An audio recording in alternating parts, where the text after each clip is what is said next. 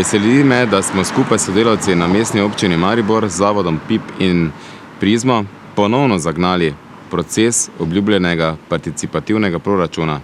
Tokrat seveda od besed k dejanjem, ki smo jih podkrepili z 500 tisoč evri v prihodnjih 2 letih.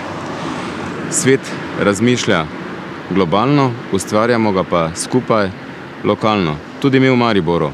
Želim, da skupaj ustvarimo mesto, v katerem bomo radi živeli, delali in ustvarjali boljši svet.